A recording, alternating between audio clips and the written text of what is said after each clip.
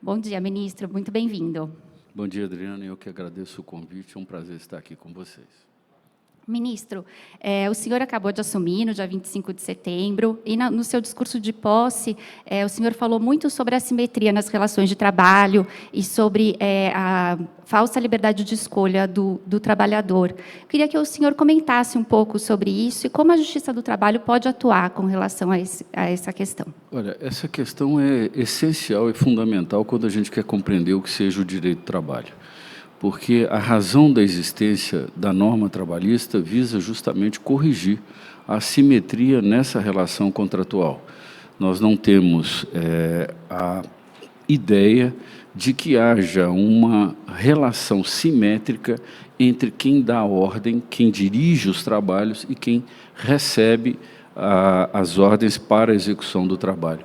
Essa foi a razão da existência e da concepção do direito do trabalho, que é corrigir, por meio da lei material, a distorção existente num contrato de natureza trabalhista, que supera aquela ideia da locação de serviço. Porque na locação de serviço, você tinha no Código 16 a absoluta simetria na relação contratual.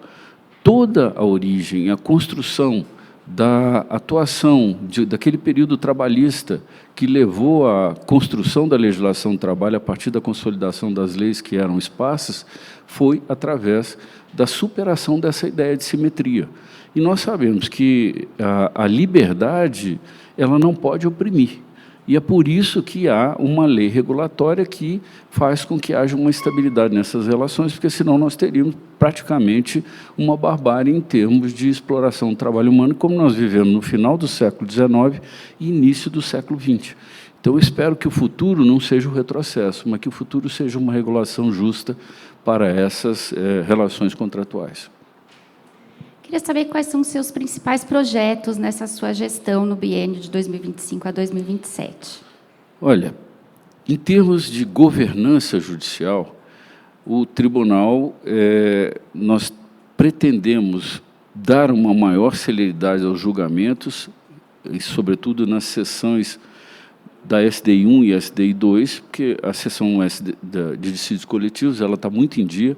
As outras estão com as pautas em dia, mas nós temos um volume alto de processo. Então, nós estamos estabelecendo pautas para poder superar esse número de processos que temos para julgamento.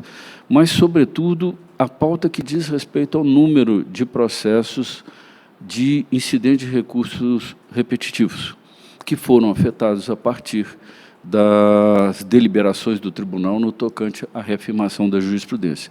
Aqueles temas que não eram reafirmados foram afetados. Então, agora nós precisamos dar sequência de julgamento, porque isso envolve, inclusive, a suspensão de muitos processos no âmbito dos tribunais regionais. Perfeito. Dando continuidade às suas considerações, na antiga gestão, na gestão anterior do ministro Correia da Veiga, ele afetou 103 temas repetitivos e 185 temas tiveram teses com reafirmação de jurisprudência. Queria saber como que o senhor deve dar continuidade a esse projeto, se outros temas serão afetados, se outras teses serão firmadas já com reafirmação de jurisprudência, e qual a velocidade disso? Agora, a primeira preocupação é nós conseguirmos julgar os incidentes. Nós temos, na verdade, 107 incidentes. E nós temos mais, hoje, reafirmações. Nós passamos da casa das 200 reafirmações, o que implica um impacto muito grande na jurisprudência trabalhista e na contenção de recursos sobre essas matérias, esses temas. Mas os incidentes são processos complexos, porque tem uma instrução que nós temos que definir a afetação de processos em todo o país, de todos os tribunais, para que possa formar a construção do tema, porque nós temos que ter todos os fundamentos que envolvem o tema para ser decidido, para que não haja, no futuro, aquela famosa ideia de que nós vamos... aqui tem um distinguish, então nós precisamos analisar isso. Não, precisa-se fazer afetação. Depois da afetação, definir o amiticuri. A partir do amiticuri, estabelecer a data de sessão de julgamento, e aí é um julgamento que envolve um debate muito grande. não há uma pauta que nós consigamos julgar um número elevado de incidentes. É preciso que tenha um julgamento com cautela. Nós, ontem, segunda-feira, fizemos uma reunião com todos os colegas, deliberando como nós podemos dar vazão a esses processos, com aumento de sessões, inclusive. Nós vamos fazer sessões extraordinárias para que possamos iniciar o julgamento. A pergunta seguinte é: qual será a preferência de temas para efeito de julgamentos? Os temas nós vamos articular aqueles que impactam a suspensão de processos nacionais e fazer um equilíbrio entre os temas para que não haja sessões extremamente extensas e nós não consigamos terminar as sessões. Porque aquilo que entrar na pauta, nós vamos criar uma metodologia procedimental para que os ministros já tenham uma ciência antecipada, possam discernir sobre os temas e, na sessão, nós concluamos o julgamento, sem que haja pedido de vista. Obviamente, com as sustentações orais, nós podemos ter manifestações que impactam aí, se não há dúvida, o processo pode ser suspenso em virtude de pedido de vista. Mas a ideia é construirmos isso. E quanto às reafirmações, serão aquelas em que nós conseguimos a unanimidade entre os ministros, né, para que elas possam ser viabilizadas. Não há, nesse momento, pelo menos a meu juízo e conversando com os colegas, a ideia de que nós possamos afetar mais, porque senão nós não vamos conseguir cumprir a pauta. E é preciso que nós cumpramos a pauta para efeito de dar estabilidade e segurança para o país. Então, por essa perspectiva desses julgamentos, nós estamos caminhando nesse sentido. Mas uma decisão colegiada, com todos. Nós estamos tentando estabelecer um consenso para que possamos resolver a pauta de julgamentos. Perfeito. Desses temas todos afetados em repetitivo, já existem alguns que já estão para serem levados nas próximas sessões do Pleno? Daria para adiantar quais são esses assuntos que devem entrar nas próximas sessões? Nós já temos temas assim, que possam ser afetados, inclusive havia uma previsão de julgamento para o dia 20. Mas, infelizmente, nós ainda não podemos concretizar o julgamento do dia 20, eles serão adiados, mas um deles diz respeito à contribuição assistencial. Nós temos também o comum acordo, todos eles já estão em vias de julgamento. E há outros também, relativos aos honorários, nós estamos já com os votos encaminhados pelos relatores para julgamento. E eu pedi aos colegas que já tivessem os processos em adiantamento, que enviassem para a secretaria para que eu pudesse fazer um equilíbrio das matérias para inserir em pauta para que nós possamos apreciar. Mas a ideia é nós investirmos muito no julgamento desses recursos repetitivos. Desses grandes temas que têm sido consolidados lá no Pleno, os julgamentos têm sido bem acirrados, como a questão do acesso à justiça gratuita ou até mesmo a aplicação da reforma trabalhista aos contratos antigos. Eu queria saber se hoje o TST é um tribunal dividido. Não, eu diria que ele é um tribunal plural, né? É um tribunal que condensa ideias diversas, entendimentos diversos sobre a legislação trabalhista. E, na verdade, isso reflete, inclusive, todo o debate em torno da questão trabalhista no país, que ela ganhou uma ampliação muito grande, né? Não só na imprensa, mas também no dia a dia das pessoas, porque ela impacta fortemente as pessoas. E o tribunal, eu disse até no discurso de posse, que os debates no tribunal são densos, são debates acirrados, mas ali nós estamos defendendo a compreensão que temos na aplicação da legislação trabalhista. Mas, ao fim e ao cabo, aquilo que a maioria decide, ela é aplicada por todos nós no âmbito das decisões do tribunal e sobretudo, serve de farol para que os tribunais regionais cumpram as decisões do Tribunal Superior do Trabalho. Não vejo realmente, eu vejo como um tribunal, porque o aspecto mais importante de um tribunal é que ele seja rico em discussões. A gente não pode ter estratégias para decidir. né, ou outros compromissos e interesses. O que nós temos que ter um debate puro, jurídico, sobre os temas que estão submetidos à apreciação do tribunal. E isso faz até que as sessões se tornem sessões em que nós nos preparemos muito para debater essas matérias, façamos uma reflexão profunda dos temas que estão discutidos, e eu digo, meus colegas e eu defendemos com ferro e fogo as nossas posições, mas eu acho que isso é que é bonito num tribunal. O tribunal não pode ser de uma só voz. Nessa última segunda-feira, o Supremo Tribunal Federal promoveu uma audiência pública para tratar da pejotização. Eu queria saber o que o senhor acha dessa discussão sobre vínculo empregatício e o que o senhor achou do debate promovido lá no Supremo. Olha, eu acho que o debate realizado na audiência pública, eu não acompanhei ele por inteiro, mas eu vi muitas intervenções. Foi muito rico e mostra os impactos da pejotização na sociedade brasileira e na consolidação do tecido social, que representa uma consolidação do que a Constituição da República estabeleceu quando fixou os direitos trabalhistas como direitos fundamentais. Mas essa questão está submetida ao Supremo. O que nós temos notícias são de impactos econômicos gravíssimos em termos previdenciários, tributários, e também sob a perspectiva da infraestrutura brasileira, porque o FGTS vai ser muito comprometido, se não quase totalmente comprometido, vai ser esvaziado, e nós não vamos ter perspectiva de construção de infraestrutura no país financiada pelo Fundo de Garantia, como é feito até hoje. E um desses impactos diz respeito, inclusive, ao Minha Casa Minha Vida, porque as famílias monoparentais femininas são as maiores destinatárias do Minha Casa Minha Vida. São as mulheres cujos maridos abandonaram as famílias, ou morreram, ou tiveram alguma outra consequência, e elas são chamadas a assumir a responsabilidade sobre a criação dos seus filhos. E, por isso, esvaziar o FGTS, nós entendemos que vai comprometer também esse programa, que é um programa muito importante para pessoas vulnerabilizadas e de gênero.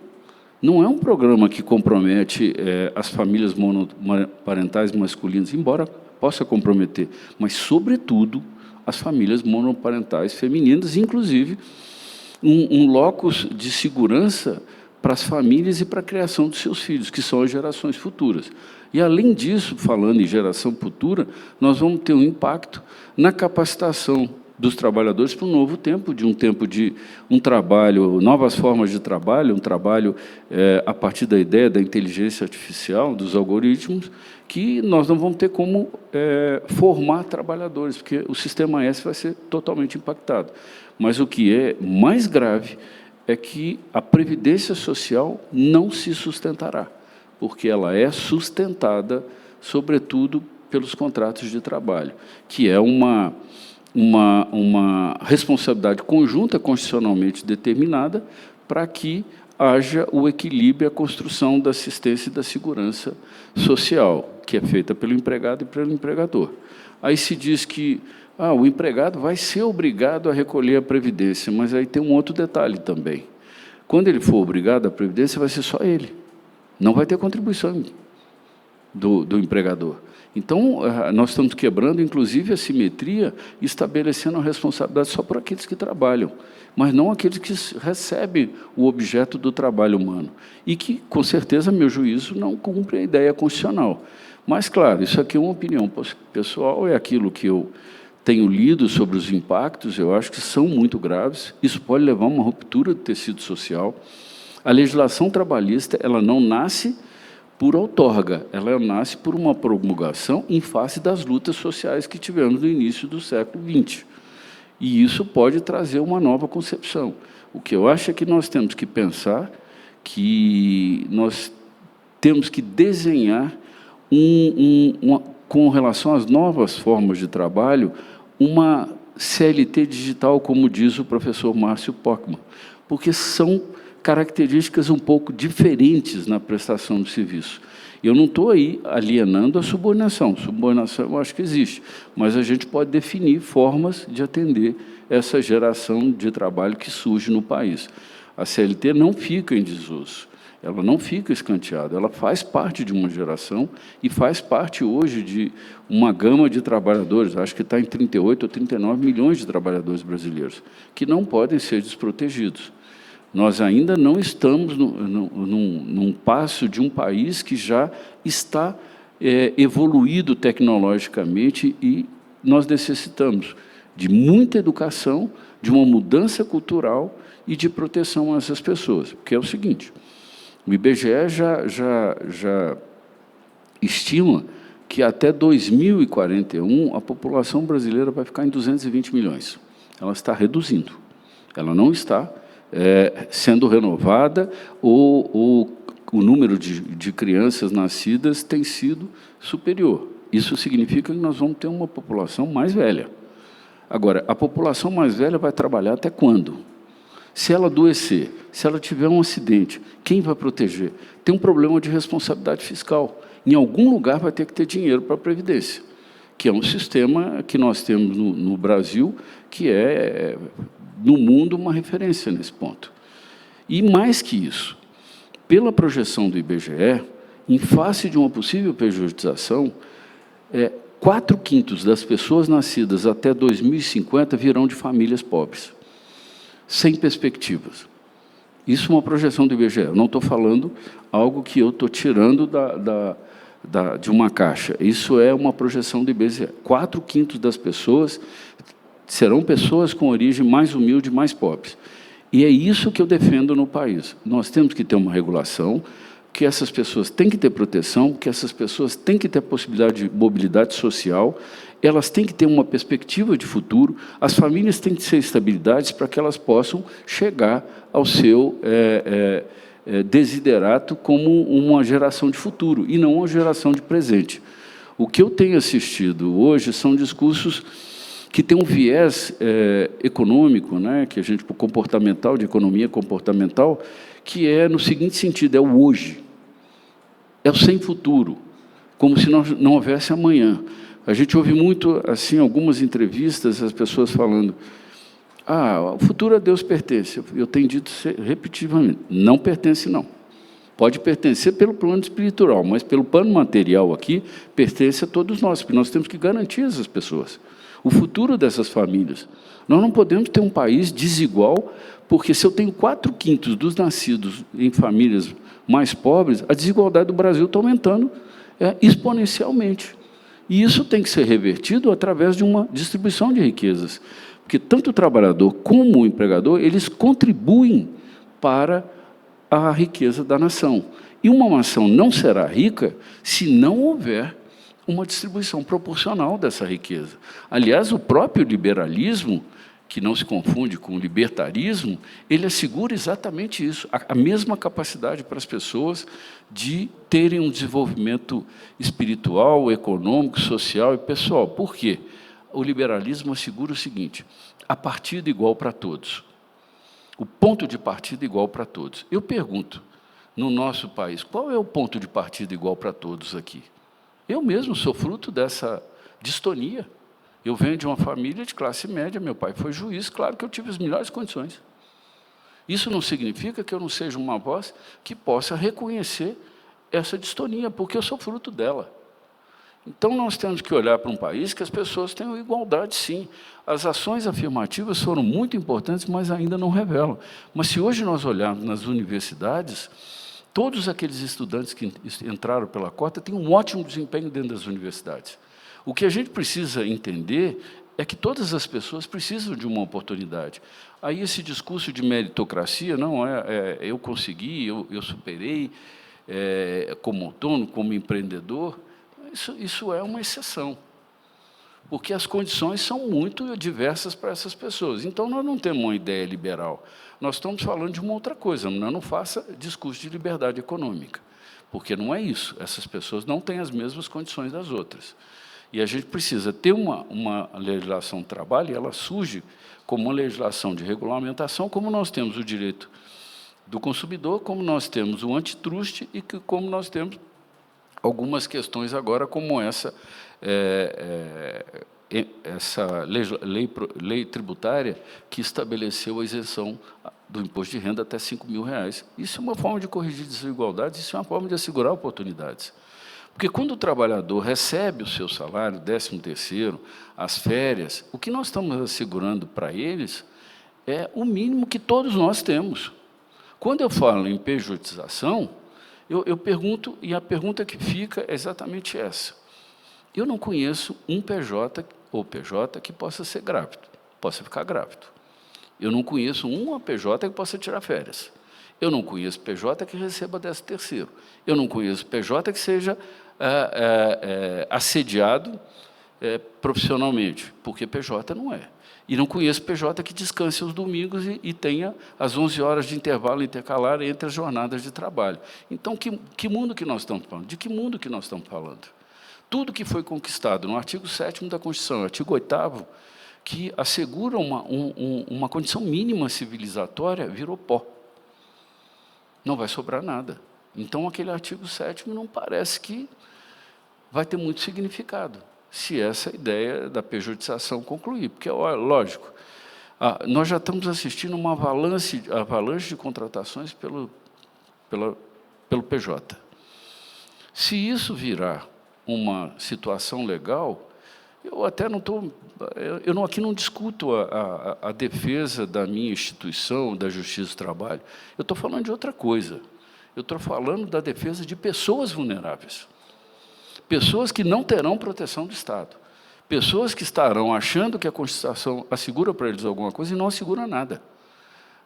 Vai ser uma estruturação retórica, um mero capítulo da Constituição literal gráfico. Mais nada. Agora, a que custo? O que vai acontecer depois que isso ocorrer?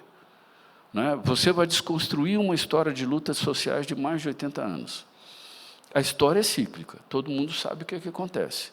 E se nós tivermos uma ausência de distribuição de riqueza, inclusive para aqueles que contribuem para ela, obviamente nós vamos ter alguma consequência social. E isso não é nenhuma previsão catastrófica, eu acho que é histórica.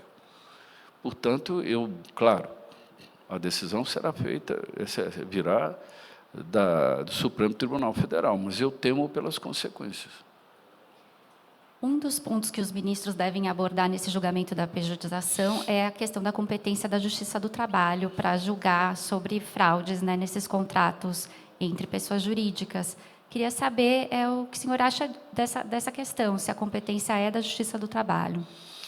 Olha, a meu juízo, né, claro, a compreensão do artigo 114 é muito clara para mim, que ele fala relações de trabalho.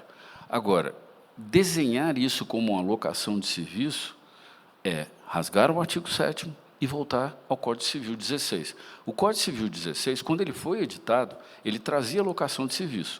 Embora na Europa nós já tivéssemos uma discussão forte sobre a questão social, inclusive no Código Alemão e também no português, o Código Civil brasileiro ignorou a questão social. Quando ele ignorou, ele estabeleceu a locação de serviço e aí nós tivemos todo o movimento dos trabalhadores brasileiros reivindicando seus direitos, e nós sabemos como a história conduziu tudo isso. Né? A CLT foi originada pela necessidade de promulgação de uma legislação de proteção em face dos movimentos trabalhistas que vinham ocorrendo naquele período, sob pena até de inviabilizar o desenvolvimento do país. Portanto, eu acho que é uma regressão. Nós estamos voltando, e isso tem que ser dito claramente para a locação de serviço do Código Civil 16, que nem o Código de 2003 assegura isso, e teria uma regulamentação que possa realmente fazer uma proteção, porque na locação de serviço, nós voltamos à primeira pergunta, a ausência de reconstrução da simetria. Eles serão colocados como iguais numa relação contratual, que era o que havia anteriormente. E os riscos, me parece, para o país e para essas pessoas é muito grande. Eu vou dizer que uma pessoa com uma mala nas costas, pedalando uma bicicleta, é um empreendedor, é um PJ. Eu acho que a figura fala por si só, né? Não dispensa comentários. O Supremo começou a julgar na semana passada a discussão sobre os entregadores e os motoristas, vínculo de emprego deles com os aplicativos, né? Teve só sustentação oral, o Fachin suspendeu a sessão por 30 dias e deve levar daqui 30 dias para julgamento. Queria saber um pouco mais sobre a sua opinião sobre esses pedidos de reconhecimento de vínculo. Olha, eu vou dar um exemplo da realidade do juiz do trabalho, para a gente começar a entender todo o discurso que foi construído em torno desse tema. Vamos imaginar a seguinte hipótese, eu tenho repetido isso. Uma reclamação trabalhista de um motoentregador que sofreu um acidente, teve uma parte da perna mutilada, não teve nenhuma assistência, não teve nenhuma proteção, ele vem a juízo e diz o seguinte: eu quero o reconhecimento do vínculo, porque eu estava subordinado ao algoritmo, ele definia a minha vida e todos os meus passos. O que o juiz do trabalho tem no espectro da legislação brasileira hoje? 2 caminhos. Ou ele vai dizer que ele tem o direito à proteção da CLT, porque havia uma subordinação, ainda que de uma forma diversa, ou ele vai dizer o seguinte: volta para casa e diz para os seus filhos que você não tem direito a nada. São os 2 caminhos. Porque não houve a construção, nesses 10 anos, de uma lei que pudesse ser autônoma e regular essa relação. Mas agora há uma comissão no Congresso Nacional, na Câmara dos Deputados, com uma comissão especial e com um relator que está acompanhando essa questão com muito cuidado, que é o deputado Augusto Coutinho, e eu acho que essa solução tem que ser pela via legislativa. Eu penso também que uma legislação autônoma para regular o trabalho em plataforma seria o que o professor Pockmann diz, o trabalho digital, a CLT digital, ela é fundamental, porque a perspectiva deles é diferente daquilo que nós estamos acostumados. Eu ouvi algumas correntes dizendo assim: olha, mas é uma coisa semelhante ao trabalho intermitente. Eu acho que não, com todas as vênias, porque eles trabalham por hora. Essa hora não é intermitência. Nós temos que ter uma construção de uma legislação que tenha em vista esse trabalho por hora. Ou eles trabalham para uma plataforma como complementação da atividade, isso a gente vê mais não nos motofrentistas, mas nos motoristas da Uber, que tem um outro emprego, mas complemento, e tem aquela grande maioria que trabalha para 1, 2 ou 3 plataformas durante toda a sua jornada. E tem aqueles que também querem ser empregados. Então, nós temos que definir uma possibilidade de que hajam regimes diferentes para que o empregado opte: olha, eu quero ficar nesse regime aqui. Mas os 2 primeiros regimes teriam uma forma diferenciada e tem que ter também uma visão diferenciada, porque nós estamos trabalhando com desconexão, conexão. Nós temos que trabalhar com uma ideia de pontos de apoio protegidos. Nós temos que ter uma ideia desse número de horas trabalhadas, tem questão de responsabilidade por acidente, tem questão previdenciária, tem uma série de outras coisas.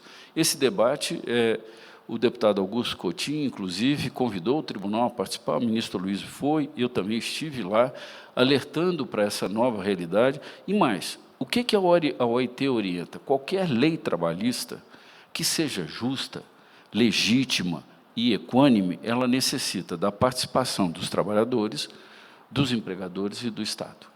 Não é papel do judiciário, não é meu e nem penso que seja de outra instância judiciária, mas deve ocorrer dentro do Congresso Nacional, mas ouvindo a todos.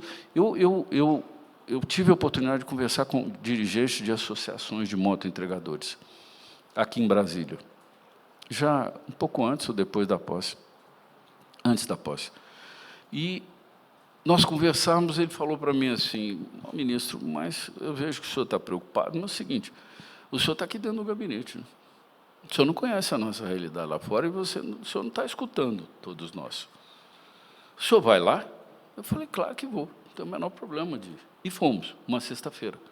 Ficamos 1 hora, quase 2 horas, num ponto aqui em cima, ali na 23, e deveria ter uns 20 ou 20 e poucos motoentregadores que foram lá naquela hora, e eu ouvi várias questões deles. A primeira deles é assim: nós queremos ser autônomos. Aí eu perguntei: o que é autonomia para vocês?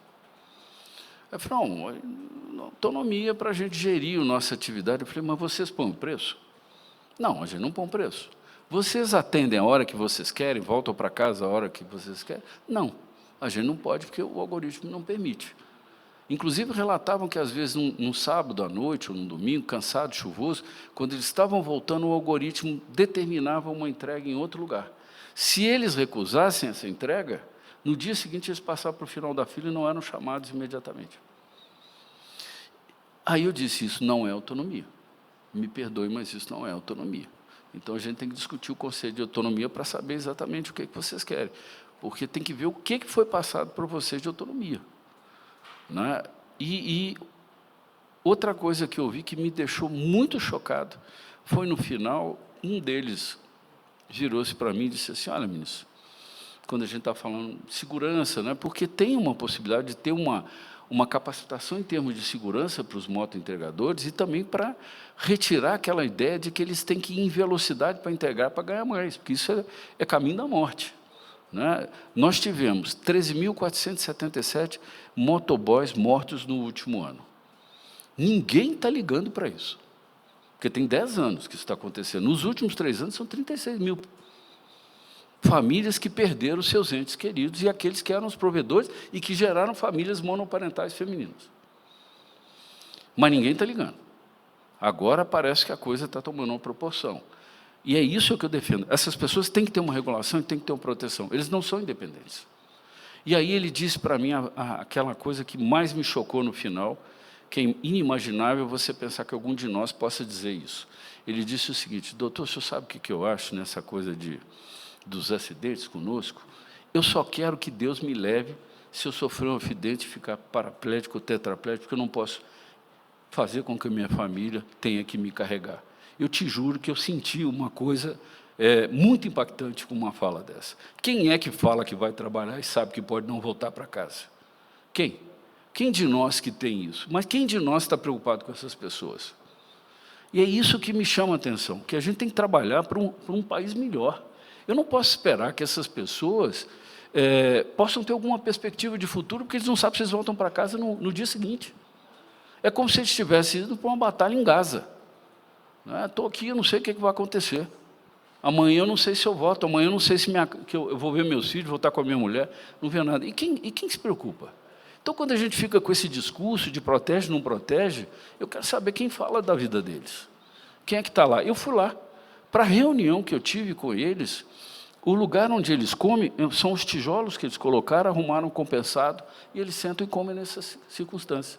A cadeira que eu fiz a reunião, um deles virou para mim e falou, ministro, o senhor sabe onde é que o senhor está sentado? Eu não entendi a pergunta. Ele falou, essa cadeira toda que está aqui na reunião, nós tiramos do lixo. É isso que se chama isso que se chama de empreendedorismo? De autonomia?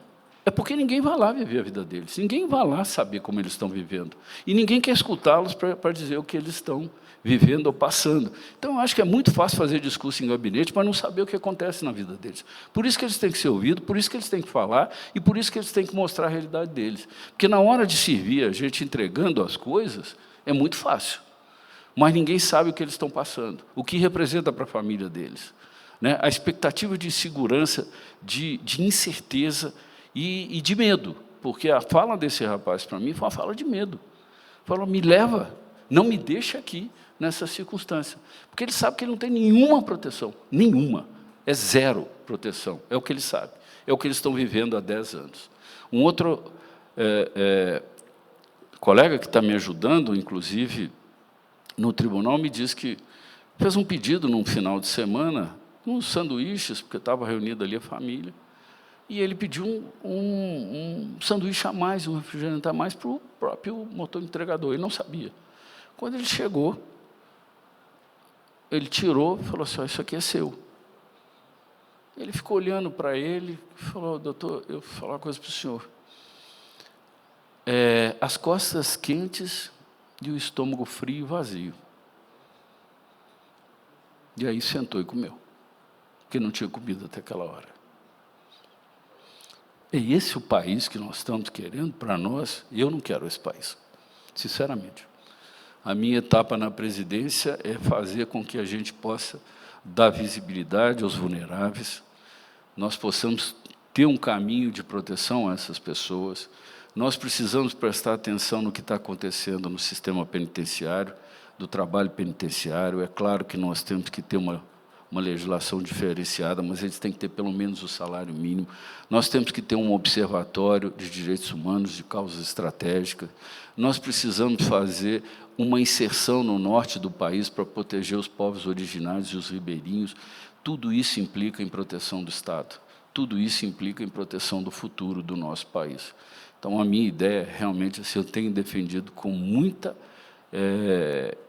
ênfase a necessidade rápida de uma regulação, e espero que venha pelo Congresso Nacional.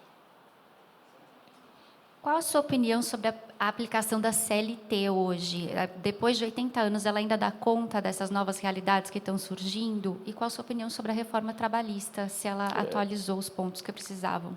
Olha, a CLT, para mim, ela é atemporal, porque ela não foi construída como os outros códigos. Ela não traz normas em que você tem o comando e a sanção específica. Ela foi plasmada em conceitos fluidos e, sobretudo, conceitos indeterminados e cláusulas gerais, justamente para que ela possa ter incidência ao longo do tempo. E, veja, a CLT já foi alterada mais de uma centena de vezes, não é? Para efeito de adaptação. Agora, eu, no tocante à reforma, eu, como juiz, eu tenho que cumprir a lei. Eu cumpro a lei, mas acho que os impactos não foram bem estruturados, que não foi uma reforma debatida entre todos os interlocutores.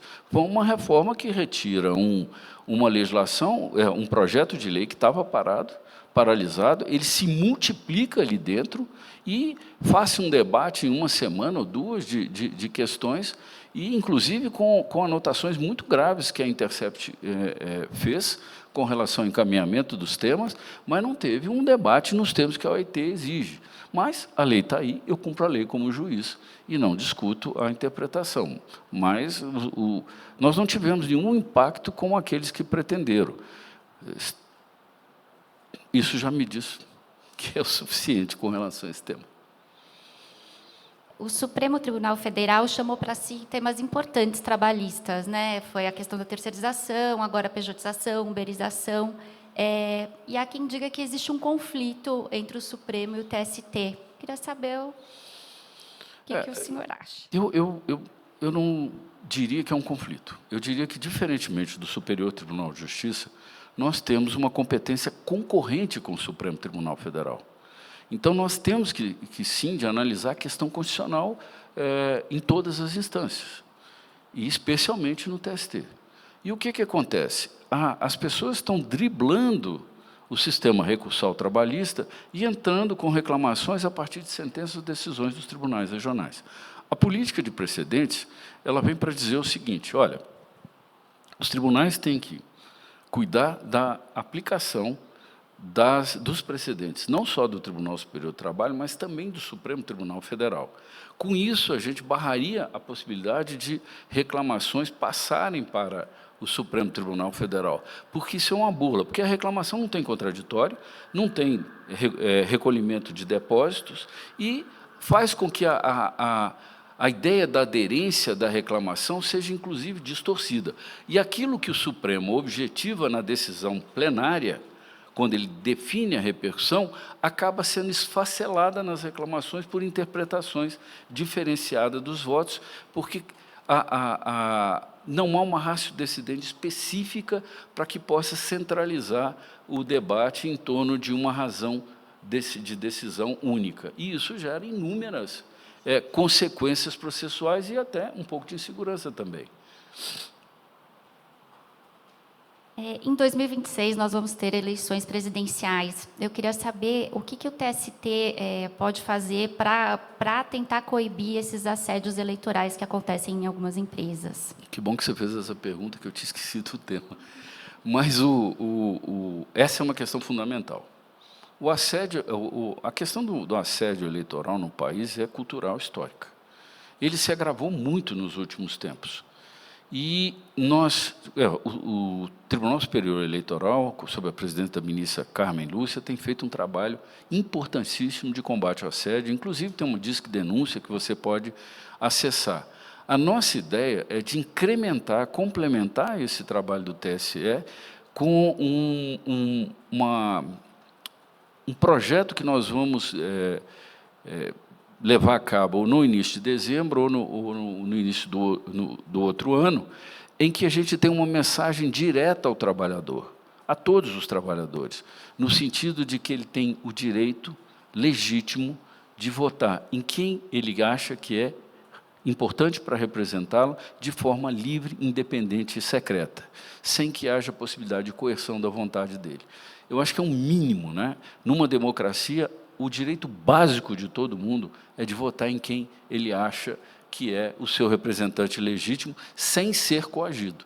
Então, nós vamos ter uma campanha grande, eu vou chamar o Ministério Público do Trabalho, uma campanha assertiva com os trabalhadores brasileiros, em complemento à extraordinária campanha que o TSE tem feito sob o comando da ministra Carmen Lúcia.